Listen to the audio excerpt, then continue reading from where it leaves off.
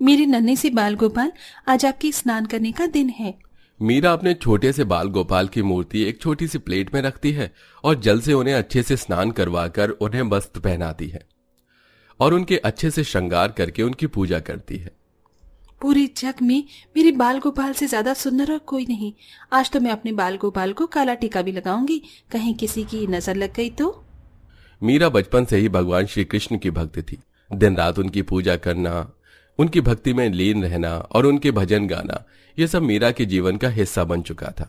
मीरा अपने बाल गोपाल से बात कर ही रही होती है कि तभी मीरा के घर उसकी अमीर सहेली शालिनी आती है।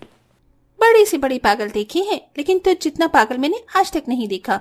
अरे भला कोई किसी मूर्ति से इतना प्यार करता है क्या? शालिनी, ये सिर्फ एक मूर्ति नहीं बल्कि मेरे बाल गोपाल है, और खबरदार अगर तूने मेरे बाल गोपाल के बारे में कुछ भी कहा तो। अरे बाबा, तू तो गुस्सा ही हो गई। चल सॉरी, वैसे मैं शॉपिंग करने जा रही थी तो सोचा तुझे भी ले चलती हूँ। आखिरकार कब तक तू इन फटे कपड़ों में ही घूमती रहेगी?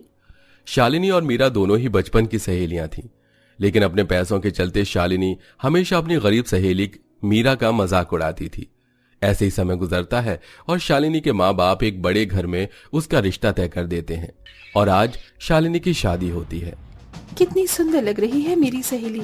हे मेरे बाल गोपाल, मेरी सहेली की शुरू होने वाली नई जिंदगी को खुशियों से भर देना और उसे कभी किसी चीज की कोई परेशानी मत होने देना। ममता जी, ये लड़की कौन है जो शालिनी के लिए इतनी प्रार्थना कर रही है? इसका नाम मीरा है और ये मेरी बेटी की बचपन की सहेली है। मीरा की माँ ममता अपनी बेटी की होने वाली सास को मीरा के बारे में सब कुछ बताती है, जिसे सुनकर आज तक मेरी अनुराग के काले रंग की वजह से कहीं पर भी उसका रिश्ता तय नहीं हो सका।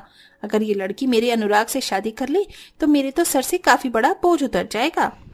अपने बेटे के काले रंग की वजह से शारदा गरीब मीरा को अपनी बहू बनाने के लिए तैयार हो जाती है। शारदा मीरा के माता पिता से बात करके मीरा का रिश्ता अपने काले बेटे अनुराग के लिए मांगती है और अब कुछ दिनों में शादी करके मीरा अपने ससुराल आ जाती है। मीरा बहू, तुम तो जानती हो कि हमने कुछ समय पहले ही अपना एक नया घर बनाया है।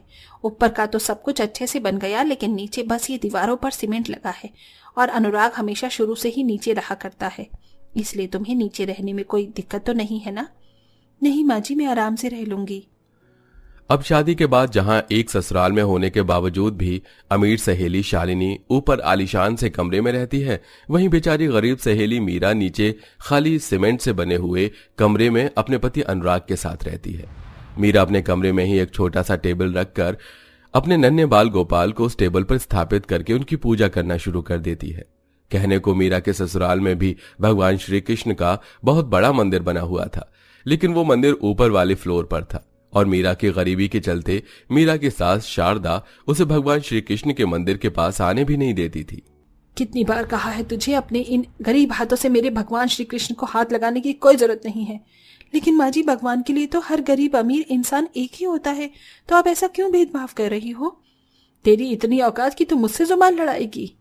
मीरा की गरीबी के चलते शारदा उसे खरी खोटी सुनाने लग जाती है, लेकिन वहीं ये सब देखकर भी मीरा की अमीर सहेली शालिनी मीरा के लिए अपनी सास से कुछ नहीं कहती। ऐसे ही समय गुजरता है और अब मीरा का मनपसंद त्योहार जन्माष्टमी आने वाला होता है।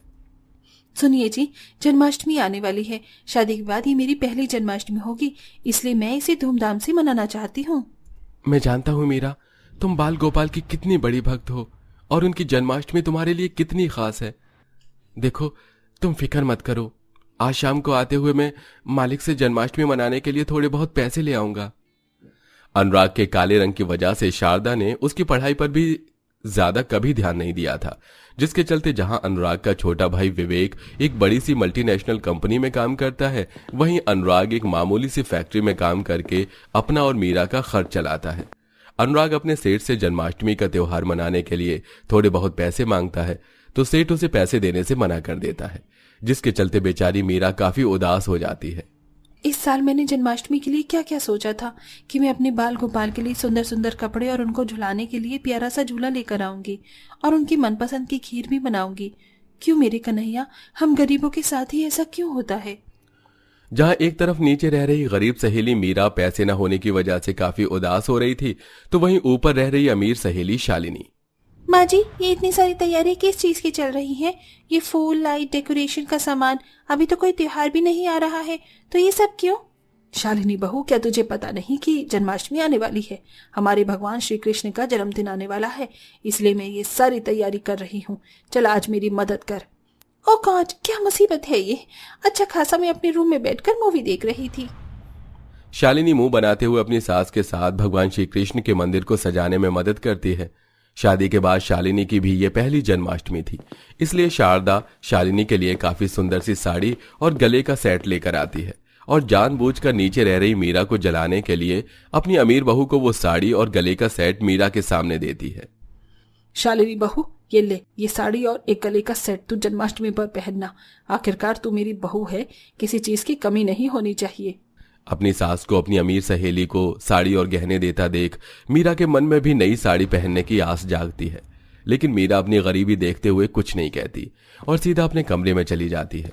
वहीं अब जन्माष्टमी को सिर्फ 2 से 3 दिन रह जाते हैं, जिसके चलते ऊपर रह रही अमीर सहेली के घर में जन्माष्टमी की तैयारी चल रही होती है। पूरा का पूरा मकान किसी दुल्हन की तरह सजा होता है और उसमें कई तरह के मीठे और नमकीन पकवान बना रहे होते हैं, जिसकी खुशबू नीचे रह रही गरीब सहेली के कमरे तक आ रही होती है। मेरी बाल गोपाल, मुझे माफ कर देना। मैंने आपसे वादा किया था कि इस साल मैं जन्माष्टमी बहुत अच्छे से मनाऊंगी, लेकिन आप तो हमारे हालात जानते हैं। ये कहते हुए मीरा अपने बाल गोपाल के सामने फूट फूट कर रोने लगती है। तभी मीरा अपने बाल गोपाल की मूर्ति को ध्यान से देखने लगती है, जिससे मीरा के दिमाग में एक आइडिया आता है। ये बाल गोपाल की मूर्ति को बचपन में मैंने मिट्टी से अपने हाथों से ही बनाया था, फिर क्यों ना इस जन्माष्टमी पर मैं मिट्टी से ही इसे छोटे छोटे बाल गोपाल बनाकर उन्हें लोगों को दूं। जन्माष्टमी पर तो हर कोई छोटे बाल गोपाल को अपने घर लाना चाहता है। क्या पता इससे ही मैं अपने बाल गोपाल का जन्मदिन मनाने के लिए पैसे का इंतजाम कर सकूं। मीरा ढेर सारी चिकनी मिट्टी लेकर आती है और उनसे छोटे छोटे बाल गोपाल की मूर्तियां बनाकर उन्हें बाजार ले जाती है। मीरा के हाथ की बनी हुई बाल गोपाल की इतनी प्यारी प्यारी मूर्तियों को देखकर सभी लोग उन मूर्तियों को खरीदने लगते हैं, जिसके चलते मीरा आराम से 1000 रुपए की कमाई कर लेती है, जिससे वो बाल गोपाल के लिए छोटा सा झूला, उनके लिए नए कपड़े और थोड़ा बहुत सजावट का सामान ले आती है। आखिरकार मैं जन्माष्टमी का सारा सामान ले ही आई। अब मैं धूमधाम से अपने बाल गोपाल का जन्मदिन मनाऊंगी। 2 दिन गुजर जाते हैं और आज जन्माष्टमी का त्योहार होता है, जहां ऊपर रह रही अमीर सहेली आराम से उठती है और अपनी सास की दी हुई साड़ी गहनों को पहनकर तैयार होकर बैठी थी। वहीं नीचे रह रही गरीब सहेली मीरा सुबह सुबह उठकर बाल गोपाल को स्नान करवाकर उन्हें नए वस्त्र पहनाती है और उनके लिए निर्जला व्रत रखकर उनके लिए खीर का भोग भी बनाती है। और अब मीरा और अनुराग मिलकर उनकी पूजा करते हैं। अच्युतम केशवम कृष्ण दामोदरम राम नारायणम जानकी वल्लभम। अच्युतम केशवम कृष्ण दामोदरम राम नारायणम जानकी वल्लभम। कौन कहती है भगवान आते नहीं, कौन कहती है भगवान आते नहीं, तुम मीरा की जैसी बुलाते नहीं। हे मेरे बाल गोपाल, अपनी कृपा यूं ही मेरे पूरे परिवार पर बनाए रखना। जय हो नंदलाल की। नीचे रह रहे गरीब सहेली अपने पति के साथ कम पैसों में भी हंसी खुशी जन्माष्टमी मना रही थी, लेकिन वहीं दूसरी तरफ ऊपर रह रही अमीर सहेली शालिनी। एक तो माँ जी ने मुझसे जबरदस्ती निर्जला व्रत रखवा दिया। बस अब मैं और भूखी नहीं रह सकती। मैं तो चली खाना खाने। शालिनी चुपके से बाहर से चिकन बिरयानी ऑर्डर कर देती है और जन्माष्टमी के दिन कमरे में बैठकर बिरयानी खाने लगती है। तभी शारदा शालिनी के कमरे में चली जाती है और अपनी बहू को जन्माष्टमी के दिन नॉनवेज खाता देख शारदा को अपनी आंखों पर यकीन नहीं होता। शालिनी, ये सब क्या है? आज जन्माष्टमी के दिन तू घर में मांस मच्छी खा रही है? शारदा की चिल्लाने की आवाज सुनकर अनुराग और मीरा भी ऊपर शालिनी के कमरे में आ जाते हैं। अपनी अमीर सहेली की बिरयानी खाने पर अपनी सास को उस पर इस तरह चिल्लाते देख मीरा को बिल्कुल भी अच्छा नहीं लगता।